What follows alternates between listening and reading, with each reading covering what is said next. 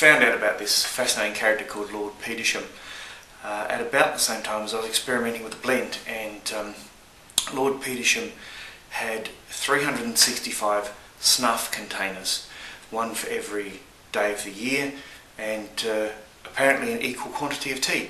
And because I'd put a lot of different teas into this blend, I thought naming it after Lord Petersham, the 4th Earl of Harrogate, seemed like a logical thing to do.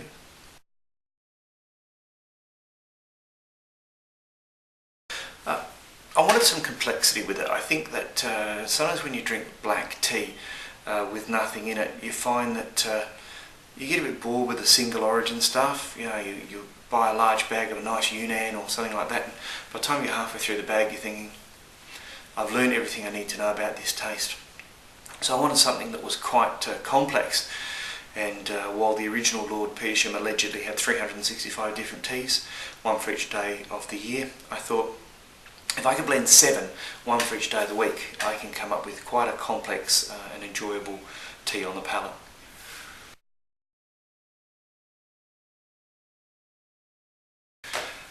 Probably a tea for drinking black or with milk. People who drink it with milk and no sugar seem particularly fond of it because it does have a smoothness to it.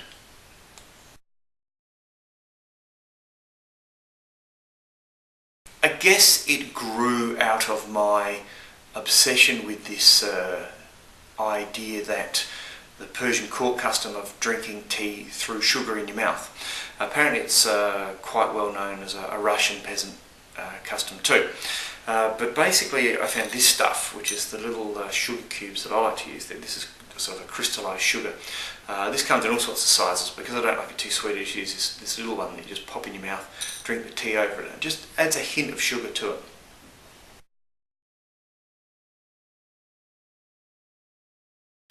It's a robust, strong black tea. I don't like sugar much in my tea, so I wanted something where the flavour of the tea was strong enough to really carry off the sugar.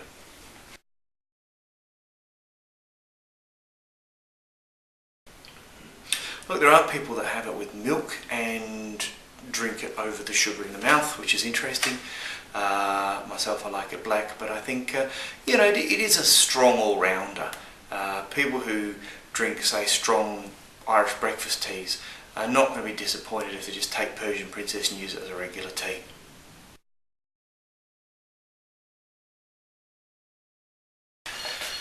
Well, the secret to any Earl Grey is real bergamot flavouring, using the oil. I think if you use the artificial stuff, it's terrible.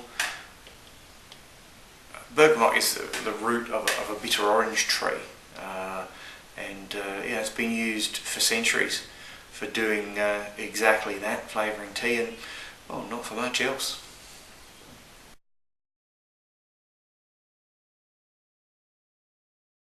Look, some people put milk in Earl Grey.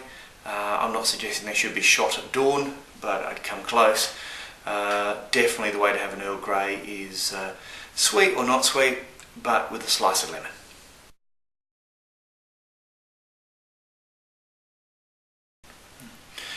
I knew I had to have an English breakfast tea.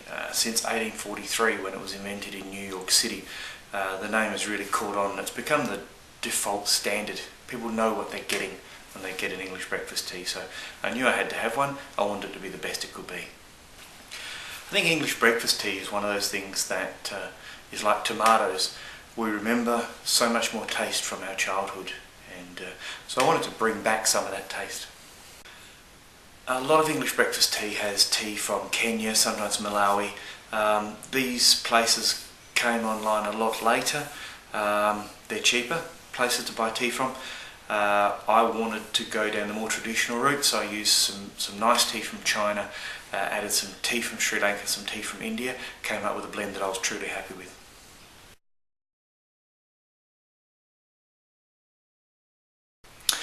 I think that when you say English breakfast tea, you expect a tea that's going to taste good with milk and sugar.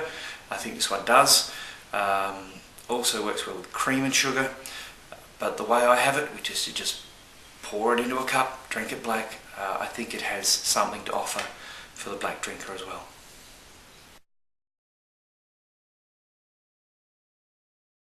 1001 Nights is really interesting in terms of a concept.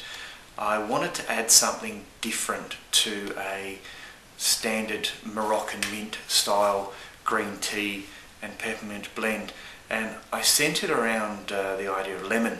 I'm actually allergic to lemons, so I decided to use two of my favourite lemon substitutes, lemongrass and lemon myrtle, and add them to make something really different.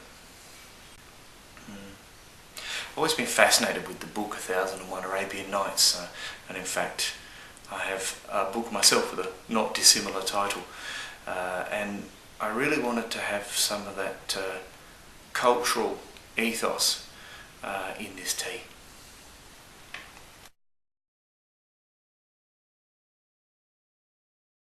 1001 Nights is a bit punchier than a standard mint tea.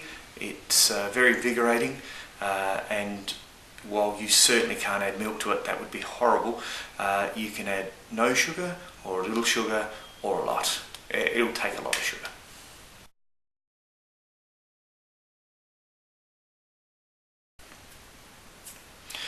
I think a traditional Indian chai is something you have to have, and I think it's something that can be done very, very poorly or very well. And I think there's certain spices that are essential, and if you don't use them, you just end up with a sort of bland concoction. Look, first class chai is a very traditional chai. It's made with Indian tea, and to that I've added some spices.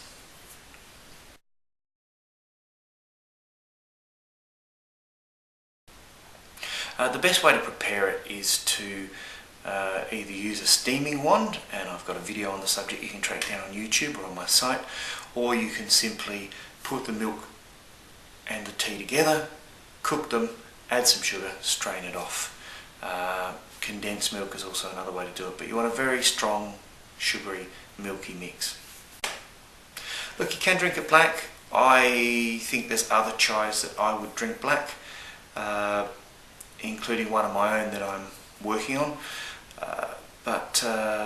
Yeah, you drink it black, you get a lot of cinnamon, and it's very, very pleasant.